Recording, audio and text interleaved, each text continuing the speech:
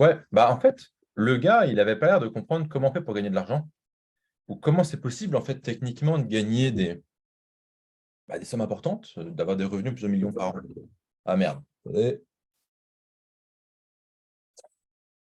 Hop, excusez-moi, là, voilà.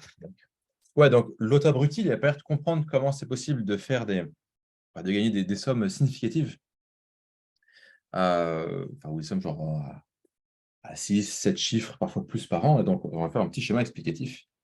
Et je pense que ce schéma explicatif, c'est un peu je pense, le bon point de départ pour vous, pour bosser dans l'environnement dans lequel on est.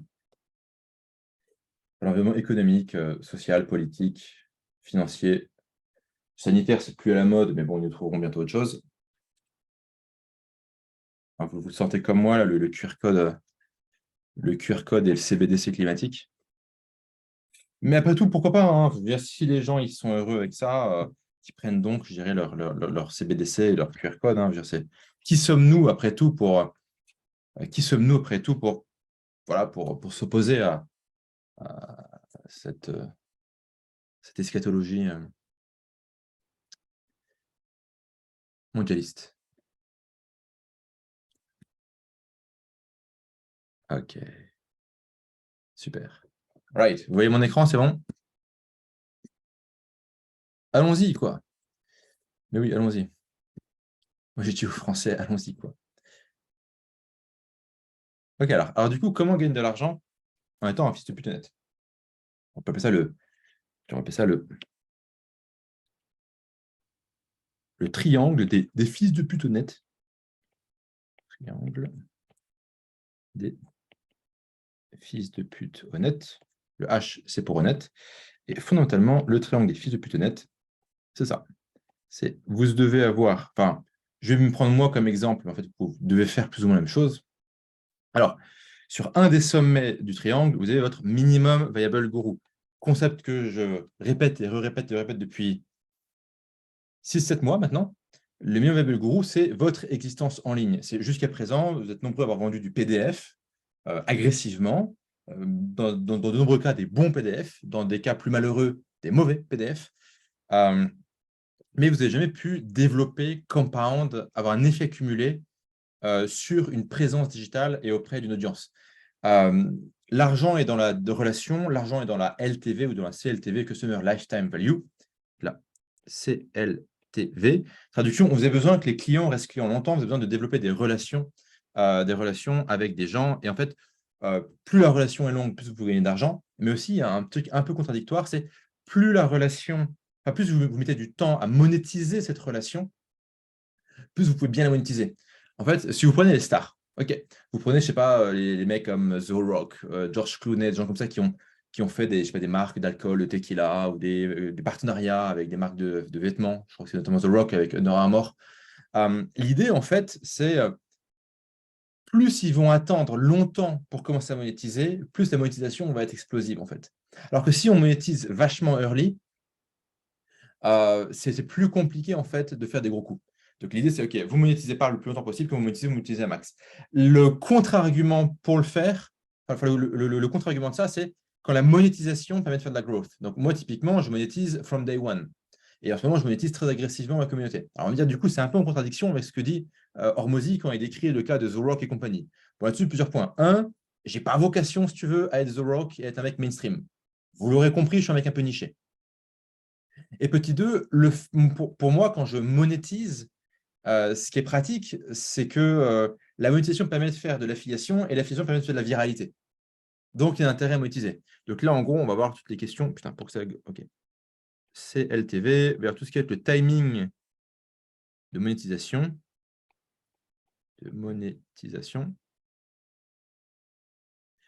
Un concept ici, c'est de devenir un maxi de ces personnes. Analogie que j'ai déjà faite, que vous avez déjà peut-être entendu dans ma bouche, c'est devenir maximaliste de sa personne. Alors, ça fait très nombriliste et égocentré, mais les gens sont souvent des maximalistes d'une chose. Il y a les maximalistes, je ne sais pas moi, de Macron, il y a les maximalistes de la science officielle, il y a les maximalistes du Bitcoin. Vous prenez un mec comme Max Kaiser, qui est un dingo complet, bah, c'est un maximaliste du Bitcoin. Lui, il pense que le Bitcoin va remplacer le dollar, le pétrole, le PQ, la bouffe, tout. Okay. Et donc, la question, c'est en général, pour faire des grandes choses, il faut aller se radicaliser d'une certaine manière et rejoindre ou rassembler autour de soi un groupe homogène de la déviance. Vous connaissez. Mais pour ça, il faut un élément de radicalité, un élément de maximalisme. Et finalement, le truc le plus intéressant à maximiser ou à maximaliser, ok, c'est pas très français, mais on se comprend, bah, c'est finalement votre personne, quoi. Parce que votre personne, vous contrôlez quand même plutôt bien la matière première. Je veux dire, le Bitcoin, vous ne savez pas si ça va être censuré, pas censuré, si ça va être accepté, pas accepté, s'il va y avoir une faille de protocole ou pas un jour. Vous ne savez pas. Ok, c'est super le Bitcoin, j'adore, hein, mais vous ne savez pas. Donc, vous voulez être un maximaliste finalement de votre personne. Moi, finalement, ce MVG, il se traduit avec quoi? Bah, moi, il va se traduire avec 2 comptes Twitter, un en français, un en anglais, avec 2 newsletters, je vais mettre NL. Donc, il y a la newsletter des FDPH qui est en train d'être installée en ce moment, qui remplacera finalement mon mailing actuel qui est un peu, on va dire, irrégulier. Et, voilà. Et la newsletter The Lean Motherfucker Letter que je fais avec mon pote Apollo, qui a un très, très, très, très bon profil opérationnel dans du Web 2 et Web 3. Après, je vais voir bah, voilà, les vidéos que je fais avec lui. Alors, OK, on fait 200 vues par vidéo, mais c'est pas grave, on s'amuse. Parce qu'on fait 200 vues par vidéo, oui, mais on parle essentiellement à des mecs qui créent des projets. Et ces mecs-là prennent le contact pour bosser avec nous.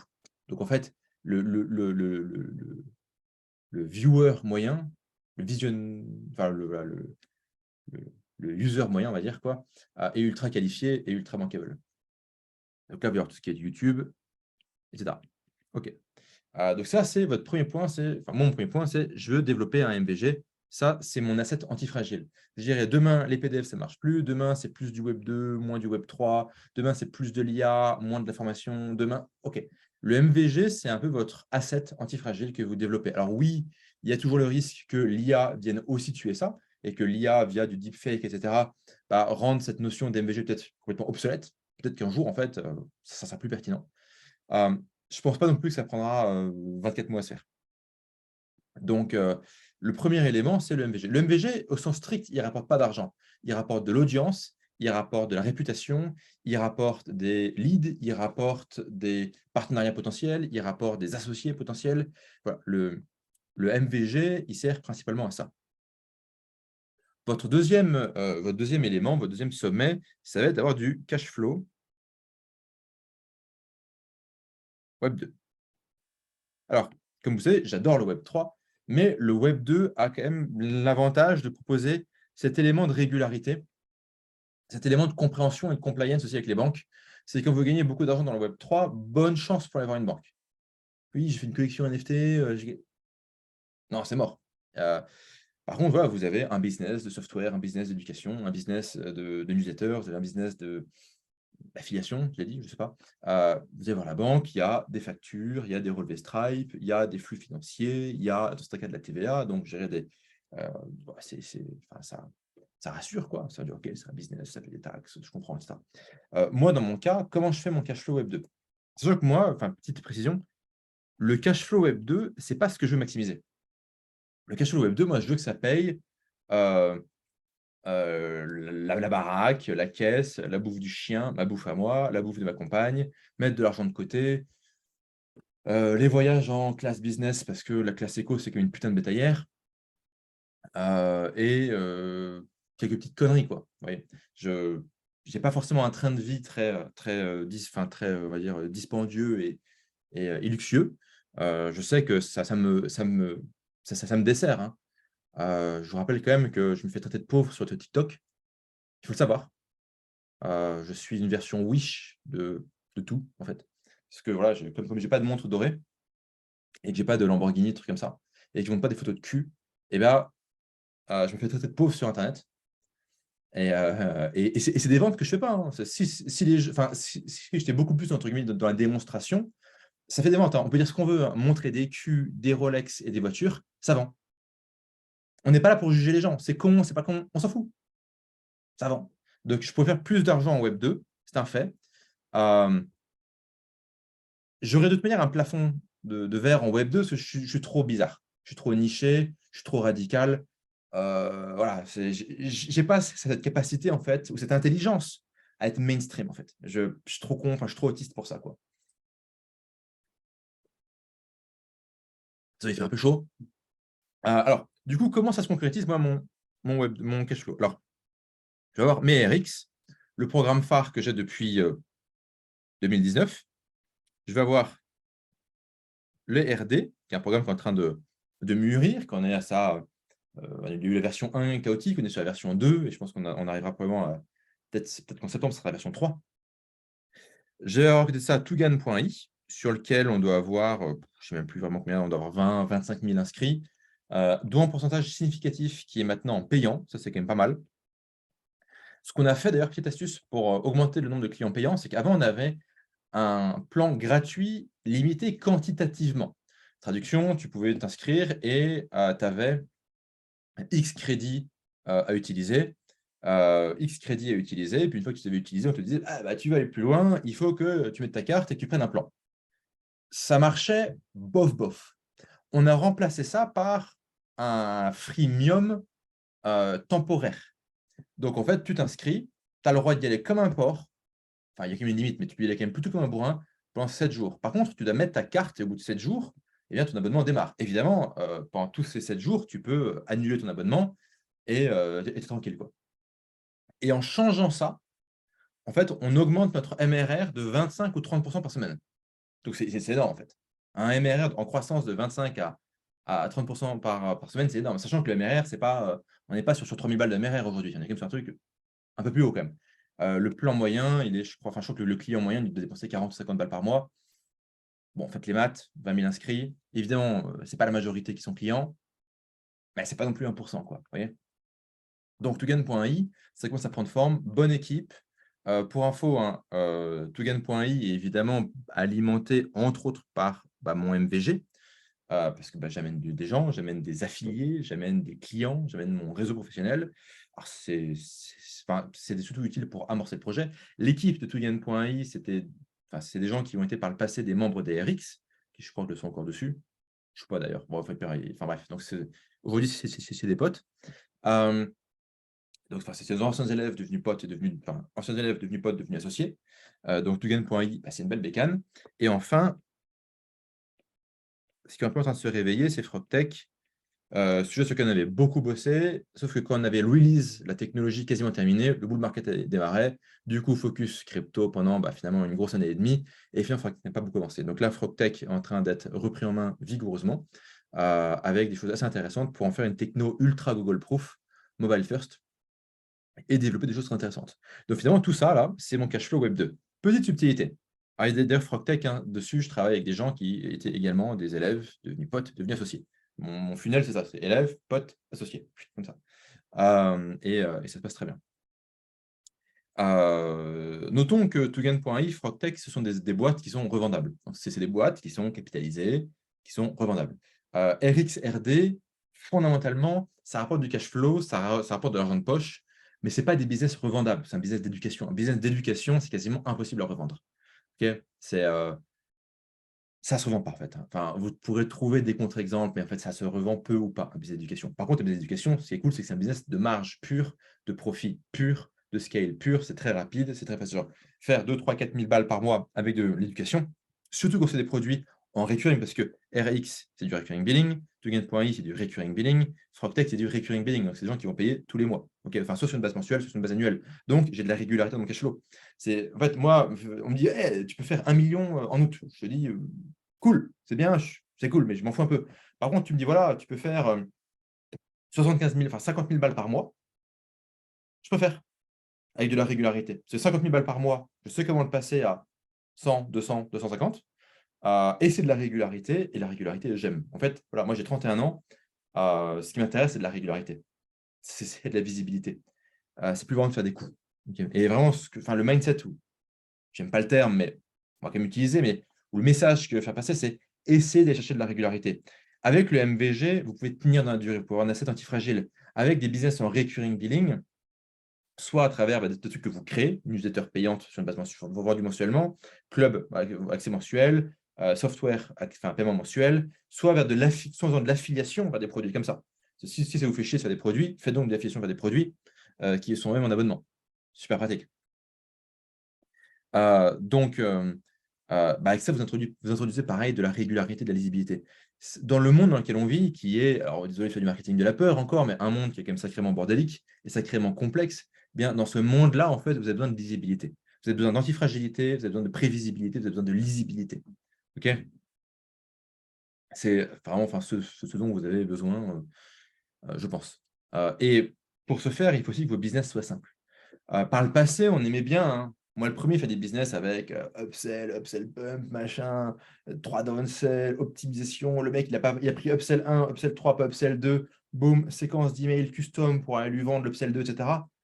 C'était bien, mais les business vraiment qui marchent en ce moment et pour les années à venir, ce sont des business qui sont simples. C'est que les points de conversion, les points de monétisation que vous allez gagner dans finalement cette suroptimisation, vous allez perdre bien plus parce que votre truc, il y aura toujours une fuite, il y aura toujours un problème de maintenance, il y aura toujours un mec qui va faire une connerie. Il y a un mec qui va cliquer 8 fois sur l'upsell par accident, il va se faire vider son compte, il va aller voir la police et péter un câble, des trucs comme ça. Et donc ça, à chaque fois, c'est des points de vie que vous perdez, quoi. Troisième élément finalement de votre triangle des FDPH, ça va être d'avoir du capital dans le Web3. Alors, le capital dans le Web3, ce n'est pas d'un point de vue, même si vous pouvez le faire, et je le fais aussi, mais d'un point de vue investisseur. Capital en Web3, on en a déjà parlé, c'est le fait d'aller rejoindre, d'aller participer à 1, 2 ou 3 projets, des projets qui sont technologiques, des projets qui sont des plateformes, des projets qui ont vocation à durer, des projets qui sont techniques, des projets qui sont pertinents, des projets qui sont des projets d'écosystème, des projets qui sont possiblement qui ont les caractéristiques pour être soutenus par des fondations crypto, par des gens de la crypto comme Binance ou Coinbase, par des fonds d'investissement.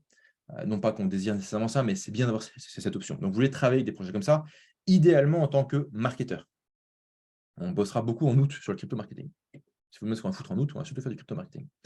Moi, j'ai la chance, grâce à mon MVG, j'ai la chance d'être régulièrement connecté à des gens qui créent des projets dans le Web3, en France ou ailleurs.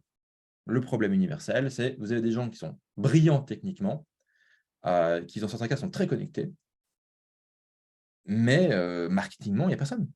Marketingement, ils sont là, je ne sais pas ce que je dois faire. Alors, je lui dis quoi faire, et il me dit OK, mais j'ai personne pour le faire. J'ai bah non, j'ai personne pour le faire, j'ai personne. Là, non, voilà. Voilà. Donc, le capital Web3, c'est la méthode Tugan, Target, Understand, Grow, Ambassador, Negotiate. Traduction, vous contribuez à un ou plusieurs projets, vous faites payer en token. Nous, ce qu'on fait en ce moment avec Side.xyz, c'est on a un programme où on aide des gens à nous aider. C'est qu'on va avoir des gens qui... on va les aider à se construire un MVG, on va les coacher dans la création de leur MVG, on va les soutenir, on va les retweeter, etc., dans la création de leur MVG. Et eux, leur MVG va entre autres travailler avec Side, entre autres travailler pour Side, et on va leur filer un peu de token. Alors, pour le moment, ce qu'on donne est assez... on va dire, soft, et on peut même dire maigre, hein, pour le moment. En fait, en ce moment, on distribue, je crois, 500 $ par semaine en token, ce qui est que dalle. Mais la plupart de nos siders, en fait, ont, je sais pas, 200 abonnés pour le moment. Donc, quand eux, ils vont monter en puissance, bien évidemment, leur pouvoir de négociation et donc leur rémunération sera adapté en fonction. C'est vrai qu'aujourd'hui, voilà, donc ça aura vocation à évoluer comme ça. Donc, moi, je bosse sur Site.xyz. La vision de Site.xyz, dans mon cas, moi, personnellement, c'est on n'en a rien à foutre de gagner du fric, on n'en a rien à foutre de faire du cash flow, parce que l'équipe est plutôt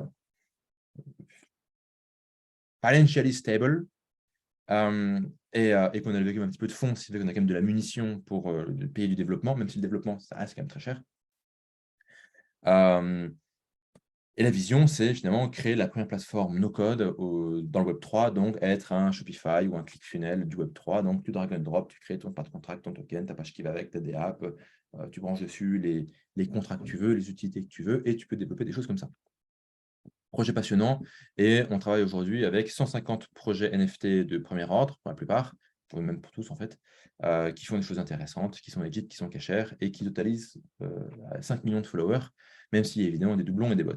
C'est un peu de la vanity metrics. Pour info, votre capital que vous allez récupérer, accumuler, gagner, encaisser dans le Web3, finalement, ce qui va justifier ça, c'est écoutez, ce que vous avez appris dans le Web2, vous pouvez quand même en partie l'utiliser dans le Web3. Ce n'est pas parfaitement transposable, mais je dirais le bon sens marketing, c'est quand même toujours utile, quoi. Donc voilà, moi, dans mon cas, j'ai ce modèle-là. J'utilise finalement comme solution de croissance le crowdsourcing. Donc, moi, ce que j'aime bien faire, c'est au lieu de payer des influenceurs, au lieu de payer de la publicité, bah, je vais voir la communauté ou les gens avec qui je travaille et qui m'aiment bien et ça se passe bien. Et dire, voilà, bah, soutenez mes projets en tant que siders, soutenez mes projets en tant qu'affiliés, peu importe, etc.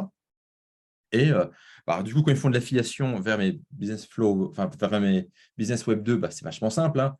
Je leur file, bah, en fait, si je génère du revenu, ils prennent 40% de ce revenu. Super simple. Dans le cas du web 3, c'est un peu plus compliqué parce que comme il n'y a pas, entre guillemets, de revenus générés mesurables, c'est plus un peu au doigt mouillé, on va soutenir les insiders, c'est un peu voilà, tirer un peu au sort ou sélectionner les insiders les plus actifs toutes les semaines pour leur filer un peu de thunes, quoi. Et je pense qu'une fois qu'on aura des siders qui se seront établis entre 5 et 10 000 abonnés, ce qui est une affaire de peut-être 2-3 mois en max, avec un MVG qui est développé sur plusieurs langues, avec une approche qui est professionnalisée, bah là, évidemment, ces gens-là pourront arriver et dire, écoute, moi, je ne bosse pas pour 50 balles, moi, ce que je veux, c'est tel type de deal, ou ce qui m'intéresserait, c'est ça, et puis là, du coup, on discute, qu'est-ce qu'on peut faire avec lui, qu'est-ce qui est intéressant, etc. Et puis, on trouvera un deal, et ça sera ultra bénéfique. Si on reste sur cette petite pyramide et qu'on veut rigoler, donc ça va être du crowdsourcing. Crowdsourcing. Évidemment, si on veut être complotiste jusqu'au bout, parce que n'oublions pas que un complotiste, c'est juste un mec qui a raison avant les autres. Très bien. On va faire un truc comme ça.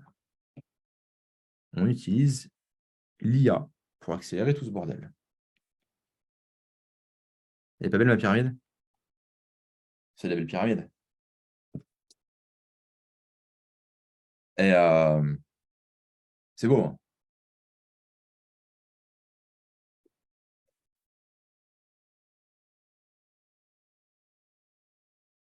Ok.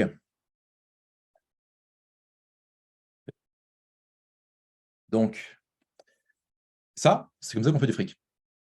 Je pense que chacun de vous, à votre échelle, moi, je vous invite à chacun de vous d'avoir ce type d'allocation. Développer un MVG, avoir une forme d'allocation Web3. Enfin, ce que je dis, enfin, je l'ai déjà dit ailleurs, mais dans le Web3, c'est très compliqué de gagner du cash flow, mais c'est relativement facile si vous êtes prêt à travailler 2-3 ans, de développer vos compétences, d'être très rigoureux dans votre travail, de gagner des millions. Le Web2, c'est un peu l'inverse. C'est relativement faisable. Je ne vais pas dire que c'est... Enfin,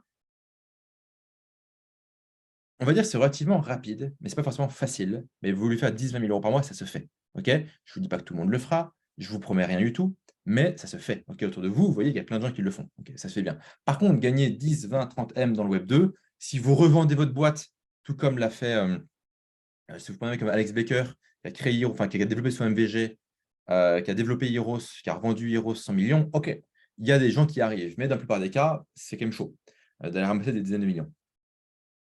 Donc, voilà, la dizaine de millions, on la prend dans du Web3 et on prépare ça en bear market. Donc là, les gars, plus on attend avant que la crypto reprenne, mieux c'est pour notre gueule. Franchement, chaque jour où la crypto ne monte pas, c'est bon. C'est un jour, on peut se former, on peut connecter, etc. D'ailleurs, et développer sur MVG qui a entre autres une légitimité Web3. Donc voilà.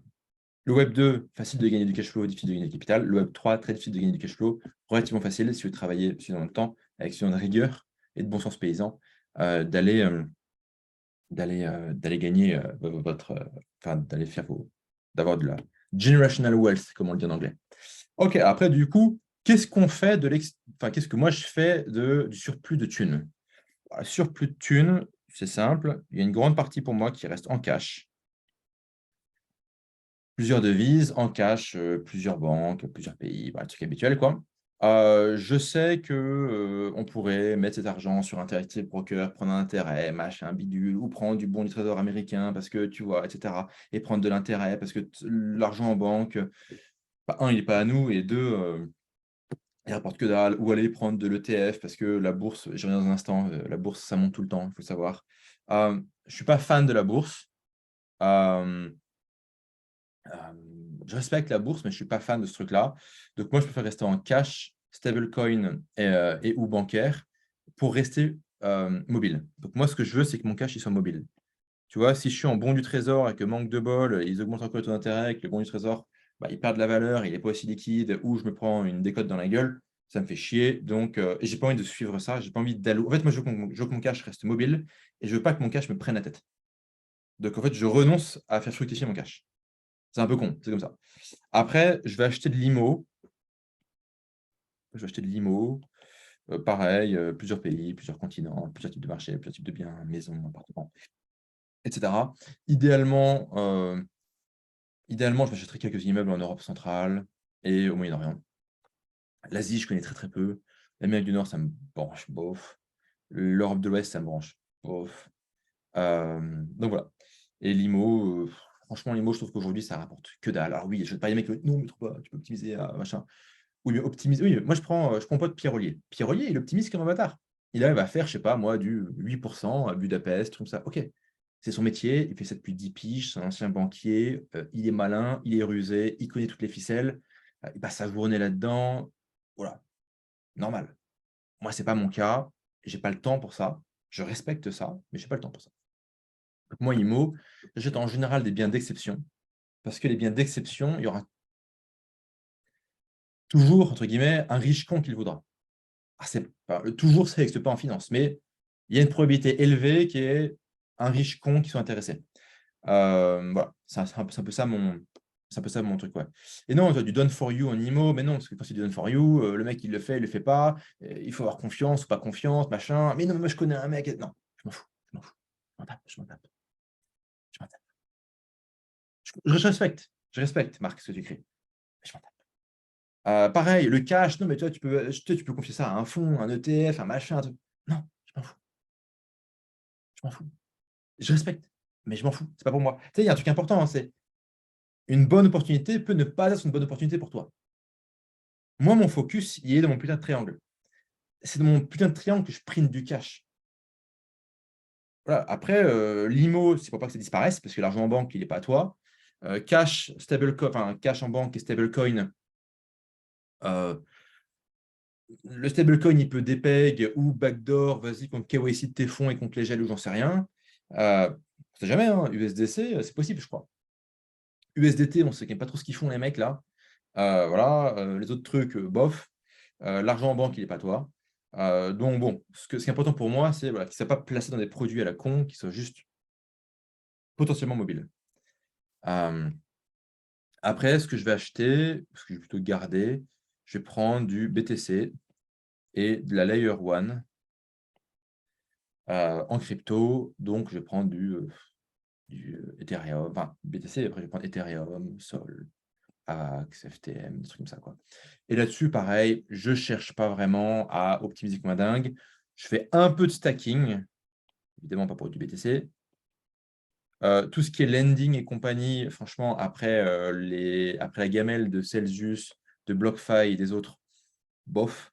Pour moi, stacker une partie des blockchains layer 1 qui sont en proof of work, proof of stake, excusez-moi, pourquoi pas? La totalité, non, parce que risque de smart contract, risque de hack, risque de je sais pas trop quoi. Je garde. Et après, tout ce qui est, vas-y, il y a un shitcoin, tu peux l'acheter, il y a un NFT, machin, ça. Non, non, je prends pas.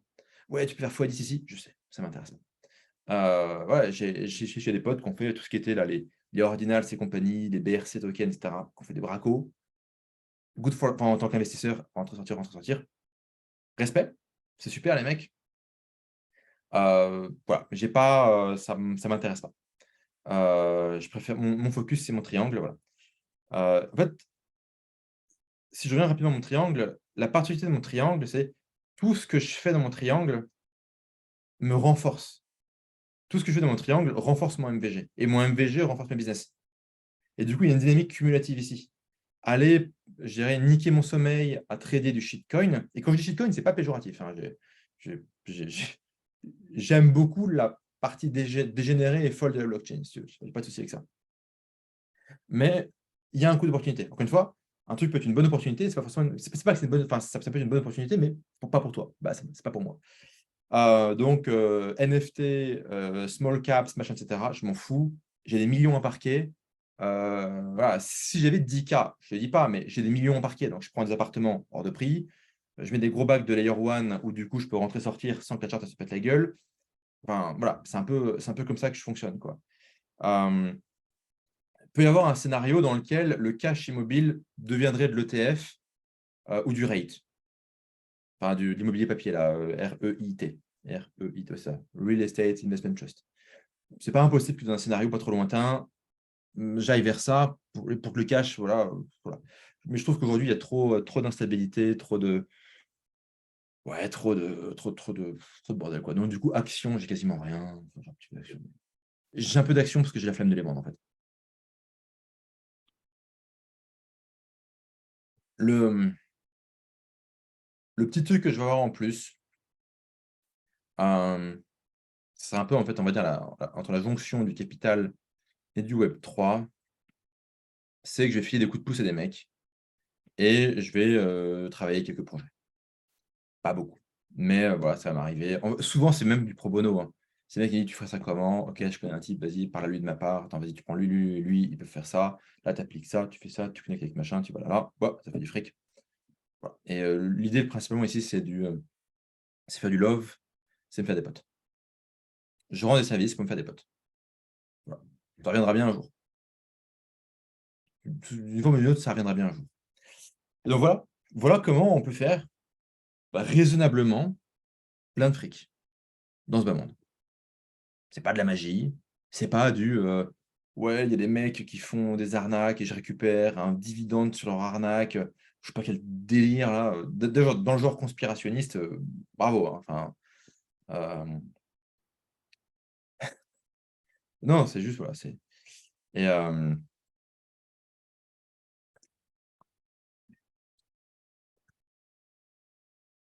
sur tout ce qui touche un peu à l'investissement, il y a, vous savez, le El famoso «This time is different».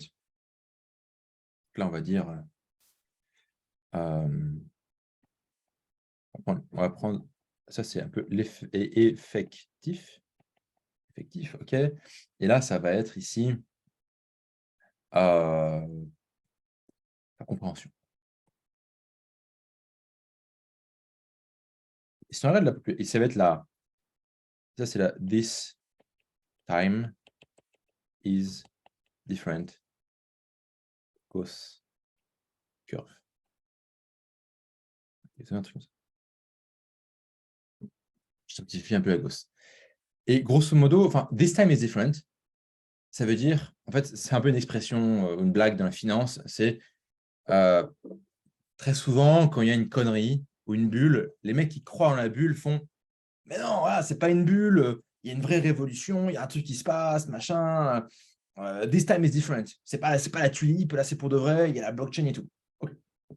Évidemment, les gens qui sont, en théorie, plus expérimentés dans la finance disent, ils ricanent en mode «this time is different», en mode sarcasme.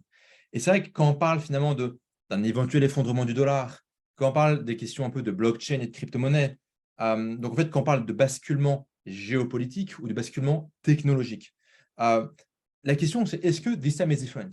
Et il y a un peu 3 temps. Vous savez, on a fait une homélie comme ça en disant qu'il y a 3 temps dans la connaissance. Il y a le temps de la radicalité de l'adolescence, c'est en mode, vous avez toujours enfin, ce sont les idées radicales un peu bêtes. En général, politiquement, typiquement, c'est voilà, vos parents sont de droite, vous êtes communiste, vos parents sont de gauche, vous êtes un droitard. Ou soit vous êtes identiquement, soit vous êtes vos parents radicalisés politiquement, soit vous êtes la radicalisation de vos anti-parents en termes d'engagement politique. Donc ça, c'est le temps, on va dire, de l'adolescence. Après, tu as le temps finalement de l'étudiant. Après, tu as le temps, on va dire, des first principles, donc des principes premiers. Et en fait, l'adolescent, il va être en mode «This time is different. This time is different». Donc en mode: «Mais non, tu as rien compris, il y aura plus de dollars demain, ça va s'effondrer, il y aura la monnaie des briques, machin. Le bitcoin va remplacer, l'or, le dollar, le pétrole, le PQ, et cetera. Tu te rends pas compte, c'est énorme, machin, puisqu'il y a BlackRock, c'est pas comme avant, et cetera».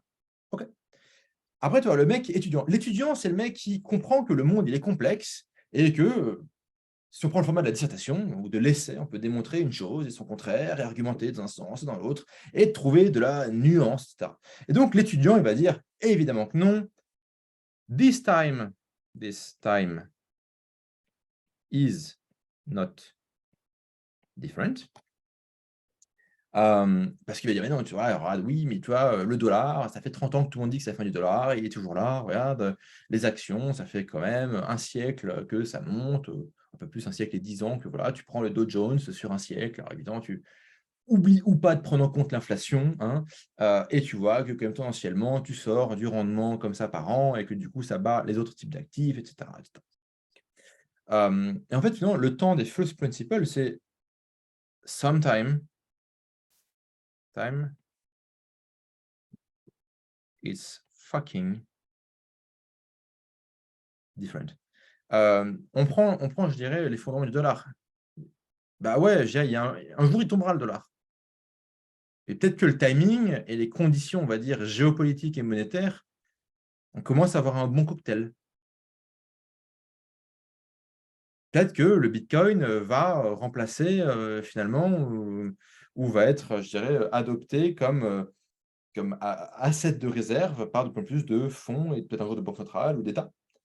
Parce qu'il y a bien un jour où c'est différent. Et moi, j'ai l'impression qu'en gros, le gros des gens, ils sont là. Tu as les mecs complètement naïfs.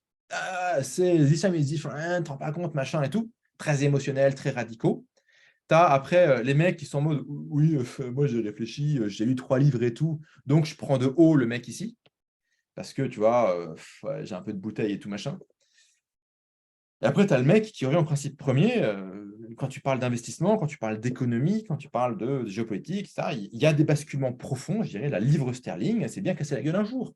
Je dirais, elle s'est cassée la gueule, et avec elle, l'Empire britannique s'est cassé la gueule. Et voilà, et ça s'est opéré finalement entre.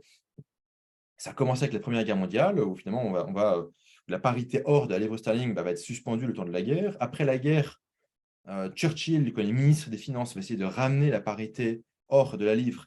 Et ce faisant, il va torpiller littéralement l'économie britannique. Il torpille tellement l'économie britannique que quand la crise de 29 aux années 30 arrive en Grande-Bretagne, les Britanniques ne se rendent même plus compte. En fait, ils ont tellement été torpillés économiquement par cet abruti de Churchill que quand la vraie crise arrive, ils font aucune différence. L'économie est déjà sinistrée. 1925, 25% de chômage en Grande-Bretagne, un truc comme ça, de mémoire. Énorme, hein. À une époque, il n'y a pas de sociale. Ouais, encore une belle connerie de Churchill, ça. Mais passons. Euh, et puis après, voilà, Seconde Guerre mondiale, déclin acté de la Grande-Bretagne. La Grande-Bretagne finit surendettée par rapport aux États-Unis. Décolonisation poussée par les États-Unis. Bah ouais, les États-Unis, c'est jamais vraiment ton pote, hein. Et, et l'Empire britannique, voilà, vous allez en Grande-Bretagne aujourd'hui, bah, c'est un peu comme en France, quoi. Et donc, il y a bien un jour où this time is fucking different, quoi. Et donc, en fait, les principes premiers, ça consiste à froidement se dire, OK, tu vois, là, c'est un mec comme Dalio. Prenez un mec comme Ray Dalio, il est un peu ici, quoi. Je sais pas s'il y a 2 L à Ray Dalio. Prenez comme Ray Dalio, là, de Bridgewater Associates, le plus gros hedge fund au monde, il est à peu près ici. Un L, du coup. OK, merci, Victor. Euh, donc voilà, c'est un peu les... qu'on arrive à quand on sort finalement de j'ai regardé 3 vidéos YouTube, je fais l'investissement depuis 10 ans, traduction, j'ai vécu juste un demi-cycle, et j'ai lu 2 livres, et qu'on va vers les principes premiers, effectivement, il y a des questions. C'est vrai que moi, dans cette config, excusez-moi, hop, moi, dans cette config, voilà, bah, j'aime bien finalement que le cash, finalement, il reste mobile. Si demain, il faut aller tout foutre en BTC, si demain, il faut aller tout foutre peut-être en bon investisseur américain, peut-être que ça reviendra pertinent, il peut bouger. Il est dispo. Si juste le système bancaire de telle zone économique qui part en couille, je déplace ça dans notre système bancaire ou monétaire. Voilà un peu les idées. Et finalement, voilà grosso modo comment on navigue dans ce bas monde. Et ce que l'ambition que j'ai pour vous, bah, c'est d'aller développer finalement ce qui touche un peu à l'investissement. Ça vous regarde. Parce que moi, je ne fais pas de conseil en investissement, c'est pas vraiment, enfin, c'est pas mon rôle, c'est pas mon domaine. Par contre, ce putain de triangle, ça ressemble quand même à la formule gagnante. Sachant que dans ce triangle, tout s'auto-renforce. C'est un beau système. Voilà, j'ai 5 minutes pour prendre des questions et après, je vais faire du karma positif. Je vais prendre un appel pour rendre service à des potes. Thomas, bah, écoute, super. Hâte de te retrouver à la fin du mois. La fin du mois qui arrive dans 5 jours. Alors, Laurent qui dit, j'ai un business d'infomusique avec une dizaine de formations en ligne à vendre, j'aimerais le développer encore plus efficace. Est-ce que les RX, c'est peut être utile pour toi? Je ne suis pas là pour vendre les RX, mais en tout cas, si tu as une dizaine de formations, en général, 10 formations, c'est beaucoup pour un business. Mieux vaut peut-être simplifier ton offre. Peut-être faire une offre en abonnement. Ça ne marche pas pour tous les business, mais ça peut être pertinent. Tout ce qui est trop de produits, c'est chaque formation, c'est une fiche produit ou une page de vente. C'est un support client plus ou moins dédié. Voilà. Donc, je ne connais pas le business de la musique, mais 10 produits, ça a l'air d'être un peu compliqué.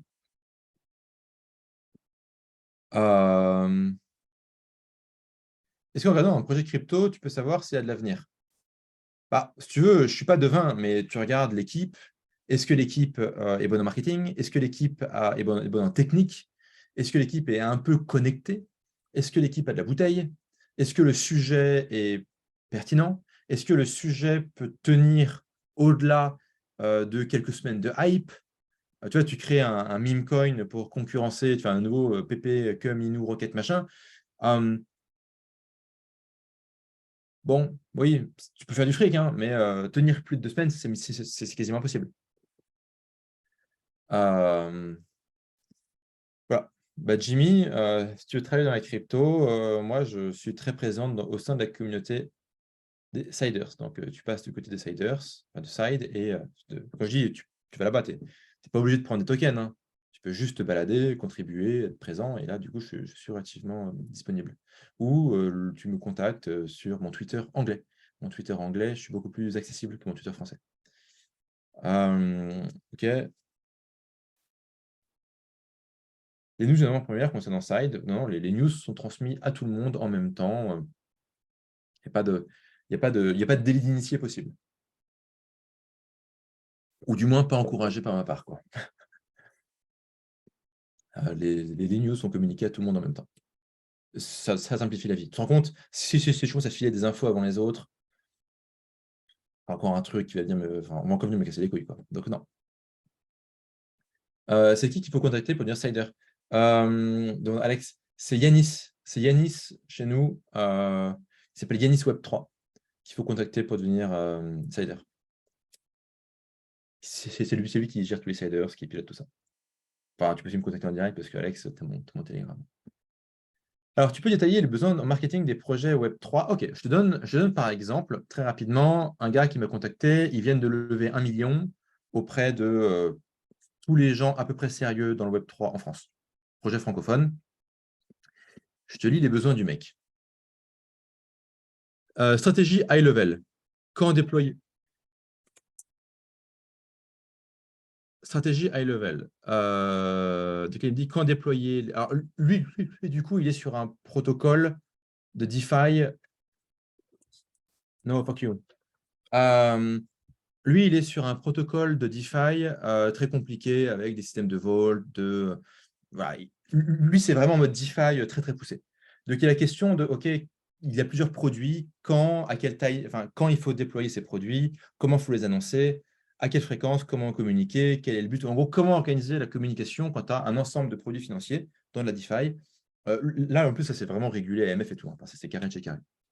Donc, finalement, OK, tu as tous ces trucs-là quand tu les déploies, OK, création et animation des réseaux sociaux, Twitter, Telegram, Discord, autres points d'interrogation, quel type de contenu, quelle fréquence? Il ne sait pas. Création d'articles, Medium, newsletter. Comment communiquer avec des investisseurs, avec des fans? Qu'est-ce que tu leur racontes? Comment, quand, quelle fréquence? Ils ne savent pas, les gens. Organiser des hamas avec des projets d'écosystème. Donc, du coup, là, il y a un côté plus partenariat, pouvoir aller communiquer, contacter d'autres communautés, voir est-ce qu'on peut organiser des choses, est-ce qu'on peut faire un Ask Me Anything en commun, est-ce qu'on peut faire une petite collaboration, qu'est-ce qui peut se faire? OK, voilà, pour s'insérer finalement dans l'écosystème, et que finalement, tu es là, tu as un beau protocole, tu as un ensemble de protocoles DeFi, tu as ta marque, quoi, quelque part, avec ton produit, OK, tu as plein d'autres protocoles qui existent, avec lesquels tu es certes en concurrence, mais pas que. Et bien, comment tu peux rentrer en contact avec eux? Il faut que quelqu'un s'y colle. Sauf qu'un ingénieur un peu geek, il ne sait pas. Parce que lui, son génie, c'est de produire des technologies qui fonctionnent et tout.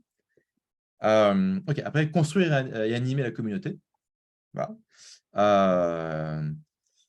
in fine, l'objectif final pour lui, c'est d'augmenter la TLV, élargir la notoriété. Et le mec lui dit, quels sont tes besoins? Ben, voilà les besoins qu'on va communiquer ce matin, par exemple. OK, je vais filer parce que j'ai un rendez-vous. Donc merci à tous d'avoir été présents. Je trouve que c'est cool, c'est bien ce qu'on fait. Et bah, écoutez, à très vite. J'ai d'autres, on va faire d'autres petits schémas graphiques. Là, aujourd'hui, on a fait un triangle aujourd'hui. La prochaine fois, on va faire des matrices. Merci à tous, à plus.